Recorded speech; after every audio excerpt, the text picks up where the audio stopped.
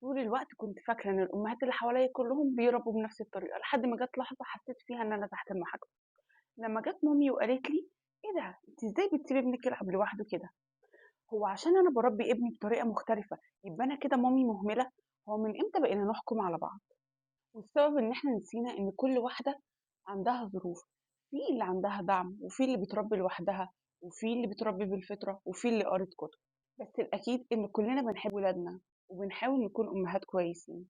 خلينا متفقين إن المقارنة بتفسد أي علاقة، وأسوأ مقارنة اللي بتيجي من أقرب الناس لينا. خلينا متفقين إن الأمومة شيء مش سهل، وكل أم ماشية في طريقها بتحاول، بس ساعات الطريق ده بيخلينا نخسر أقرب ناس لينا بدل ما يكونوا سند ودعم لينا، سواء بقى عشان الاختلافات أو عشان الأحكام أو علشان أنا صح وإنتي غلط. طب تفتكروا نعمل إيه؟ إزاي نحافظ على علاقتنا كأمهات من غير ما نخسر بعض؟ خلينا متفقين إن كل أم ليها ظروفها، في أم بتشتغل وفي أم قاعدة في البيت وفي أم ابنها هادي وفي أم ولادهم طاقتهم عالية جدا، وخلينا متفقين إن كل واحدة فينا بتعمل أقصى ما عندها.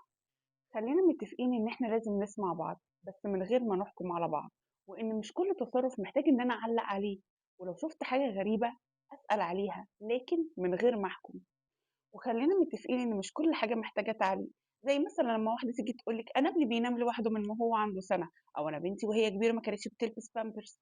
خلينا متفقين إن دي حاجات مش لازم أعلق عليها، بس برضو خلينا متفقين على حاجة تانية، إن اللي تكون بتقول الحاجات دي بتقولها علشان بتقول تجربتها، مش علشان بتحاول تبين إن هي أحسن من غيرها. وبلاش نفترض إن إحنا عارفين الصح المطلق، التربية مش كتاب واحد ومش طريقة واحدة. اللي نفع مع ولادك مش شرط ينفع مع ولادي، ومش عيب إن أنا آخد خطوة لورا لو حسيت إن العلاقة دي تقيلة وفيها تحكم وتدخل زيادة عن اللزوم. ممكن آخد مساحة من غير دراما علشان خاطر أحافظ على نفسي وعشان برضه أحافظ على العلاقة الصداقة دي. خلينا متفقين إن الأمومة أصلا شيء لوحده صعب، فبلاش نصعبها على بعض. خلينا أمهات بتفهم مش بتهاجم، سند مش عيب. الصداقة اللي بتكمل بعد ما بنكون أمهات دي صداقة حقيقية، بس ممكن تنتهي لو ما حسيناش فيها بالأمان، بالذات لو حسيت إن طريقة تربيتي مش مقبولة وإني دايما تحت الميكروسكوب. وده بسبب إن المجتمع بيرسم صورة معينة للأم، إنها ما بتشتكيش، ما بتتضايقش، دايما منظمة، بتعرف تتصرف في كل المواقف، ما بتغلطش. الضغط ده اللي بيخلي أي حوار بين الأمهات كأنه ساحة امتحان مش مساحة راحة، علشان خاطر كل واحدة عايزة تظهر في شكل مثالي. وده اللي بيخلي أي حوار بين الأمهات بيكون بشكل سطحي جدا ومليان دفاع، أو لما الكلام بيكون بشكل عابر بس بيشكك الأم في نفسها ويخلي الصحبة تبان كأنها منافس مش داعم. المقارنات بتدخل الأم في دايرة لوم وإحساس بالذنب، ولما العلاقة تبقى مليانة منافسة أكتر من الدعم ده بيخلي الصداقة تتاكل واحدة واحدة. لازم نتعود إن إحنا نتعامل باحترام مع اختلاف طرق التربية، بلاش نفترض إن إحنا بنربي أحسن تربية وبس. كل بيت ليه ظروفه، اللي نافع معايا مش شرط ينفع مع غيري. وبلاش جمل بقى زي انت بتسيبي ابنك يعيط، انا لو منك ما كنتش عملت كده ابدا. ويا سلام بقى لو انا سألت قبل ما انصح. النغمة اللي انت بتتكلمي بيها مع الام بتفرق، يعني الام اللي قصادك هتعرف اذا كنت بتحكمي عليها ولا فعلا بتنصحيها. يعني مثلا لو واحدة صاحبتك جت اشتكت لك انها صرخت في العيال من كتر ما هي مضغوطة وتعبانة، بلاش تقولي لها ايه ده ليه كده.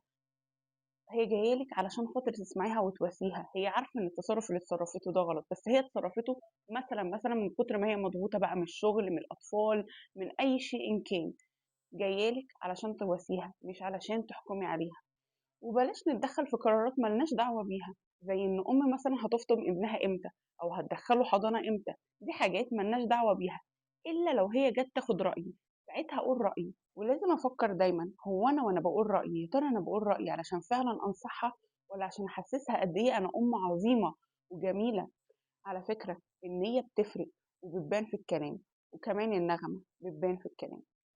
خلي دايما في مساحة للاختلاف، مش شرط كل واحدة تكون شبه التانية. الاحترام الحقيقي بيبان لما احنا بنختلف ونفضل نحب بعض.